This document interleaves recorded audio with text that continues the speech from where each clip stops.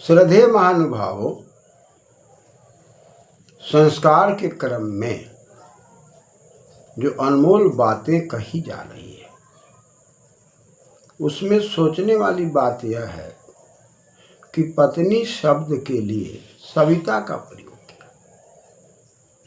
जहाँ एक तरफ आप कहते हैं कि वेद आदि शास्त्रों को पढ़ने का महिला को कोई अधिकार नहीं, और इस पर आप विवाद करते हैं, और इस विवाद के कारण मानव में खतरा पैदा हुआ। जबकि धरती पर जो भी प्राणी आए हैं सब परमपिता परमात्मा के निर्देशन में है, आप भी निर्देशन में। एक परमात्मा के निर्देशन में रहने वाला जीवात्मा भी दूसरे जीवात्मा पर प्रहार कर रहा है। यही अज्ञानता है। हम जिन चीज़ों को जानते हैं उन चीज़ों को बोलेंगे, नहीं जानते हैं तो वेद आदि शास्त्रों से समझने का प्रयास करेंगे। जब एक तरफ आप कहते हैं कि महिला को गायत्री पढ़ने का कोई अधिकार नहीं, दूसरी तरफ मंत्र साफ कहता है कि वो महिला ही सविता है, और जो गायत्री मंत्र आप पढ़ते हैं उसमें सविता शब्द का जो प्रयोग करते हैं वो परमपिता परमात्मा के उत्पादक क्षमता के कारण है। उस प्रकार से महिला वर्ग भी सृष्टि के संचार करने वाली है, इसलिए उनके लिए भी सविता का प्रयोग। इतना अंतर है कि वह सर्वज्ञ है, ये अल्पज्ञ है। इनके जीवन में पुत्र और पुत्रियों को ठीक प्रकार से विकसित करने का ज्ञान विज्ञान भरा हुआ है, इसलिए सविता है।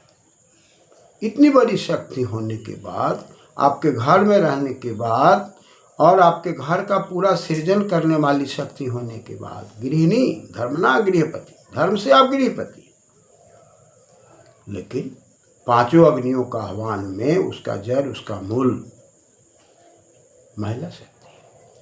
उस सविता शक्ति का अपमान ही पूरे सृष्टि में कलह और क्लेश बना हुआ है।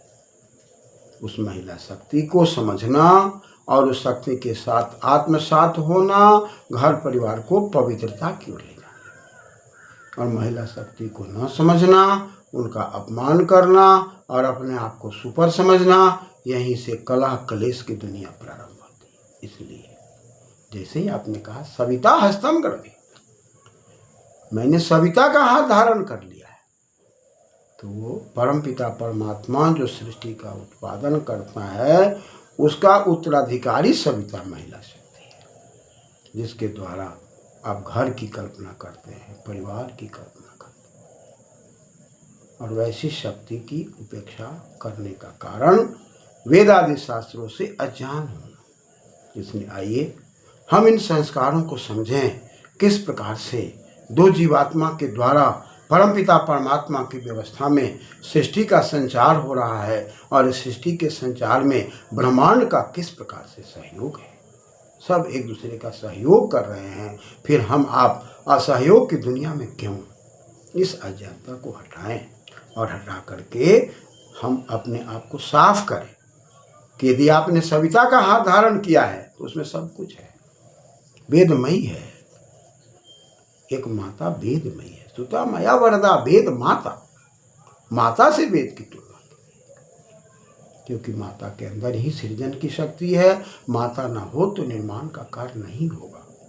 इसलिए उस शक्ति के साथ चुनौती देना, अपमान करना, अन्याय करना, यहीं से हमारा घर परिवार चाहे कितने भी रुपए पैसे कमा लें, हम क्लेश की ओर जाएंगे। इसलिए संस्कार के अंदर जो बातें कही गई है उन बातों में ममा इयम अस्तु पोष्या, ममा मेरे लिए, इयम पोष्या, पोष्या में पूछ है। यदि आप पौष्टिक हैं, यदि आप स्वस्थ हैं, यदि आप आनंदित हैं, यदि आप धन से युक्त हैं, यदि आप कुशल हैं, यदि आपके घर के अंदर औलाद बढ़िया है, उस पोष्या के कारण, और वो पोष्या महिला शक्ति है, पत्नी की शक्ति है, मातृ शक्ति है, उस शक्ति के सृजनहार की शक्ति है। उसका संबंध, उसका व्यवहार अलग अलग है, माता के रूप में है, वही व्यवहार गुरु के रूप में भी है, वही व्यवहार पत्नी के रूप में भी है, लेकिन पत्नी सब दिन नहीं है, कुछ दिनों के लिए, सृष्टि सृजन के लिए। उसके बाद मातृत्व शक्ति है, पितृत्व शक्ति है। अतः पति और पत्नी केवल सृजन के लिए है, उसके बाद मातृत्व और पितृत्व शक्ति का संवर्धन करना। यदि पितृत्व शक्ति का संवर्धन हम नहीं करते तस्य भावस्तु फलवस्तुत्व, पिता के शक्ति का भाव का विकास नहीं कर पाए, मातृशक्ति के भाव का विकास नहीं कर पाए, क्लेश और कलह में जुड़ गए, तो निश्चित रूप से अपनी भी हानि है, समाज की भी हानि है, पड़ोसी की भी हानि। इसलिए इस मंत्र को समझते हुए मम इयम अस्तु पोष्या, यह पोष्या है, हमारे जीवन को पूरा पुष्ट रखने वाली शक्ति है, हमें स्वस्थ रखने वाली शक्ति है। वहाँ अहंकार के भाव में जाएंगे, क्लेश के भाव में जाएंगे, छीना छपटी के भाव में जाएंगे और कुदृष्टि के भाव में जाएंगे तो हम बच नहीं सकते। जन्म जन्मांतर से यात्रा चल रही है और बार बार हम असफल हो रहे हैं। उसका कारण यही है, पोष्या को न समझना, मातृशक्ति को न समझना और अपने मन में नाना प्रकार के उपद्रव पैदा करके अपने जीवन को क्लेश से जोड़ लेना।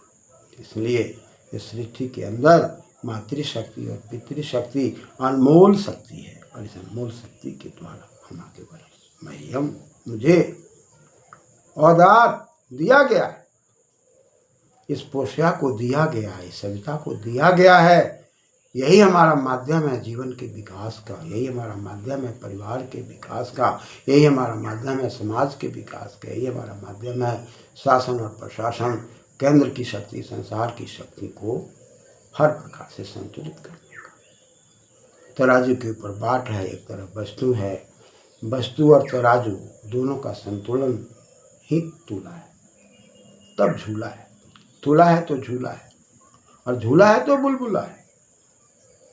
और यदि तूला संतुलित नहीं है तो झूला का भाव है, झूला नहीं है तब खुल्लम खुल्ला है कि हम अन्याय करेंगे और हम क्या करेंगे, आंदोलन करेंगे। आंदोलन में आम दोलन है, प्रायः लोग आम को पेड़ पर चढ़ के, आम के पेड़ पर चढ़ के उसको डोलाता है, दोलन करता है, वहीं से आंदोलन शब्द।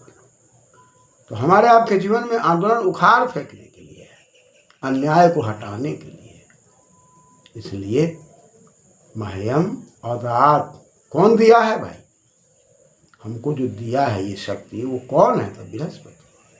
बृहस्पति कौन है? तो ब्री है और पति है। ब्री में कौन है? तो बृहौ है और पति में कौन? तो पारक्षण है, अक्ति व्रत। वर्धते ब्री, जो हमको बढ़ाता है, ज्ञान विज्ञान से ओतप्रोत करता है, जिसके कारण हम एक क्षण एक पल भी जीवित नहीं हैं, न चल सकते। वह बृहस्पति देवता, वह रक्षण करता है, पालन करता है। जब हम बाल्यावस्था में शिक्षा अध्ययन करते हैं तो भी बृहस्पति देवता रक्षा करते हैं और मध्यकाल में जब गृहस्थ में आते हैं तब उनका कर्तव्य और अधिक बढ़ जाता है। पुनः हम गृहस्थ से हट करके धीरे धीरे वानप्रस्थ और संन्यास की ओर जाते हैं तो बृहस्पति देवता हमें ज्ञान विज्ञान से ओतप्रोत करते हैं, सामाजिक जीवन जीने के लिए हमको प्रेरणा देते हैं।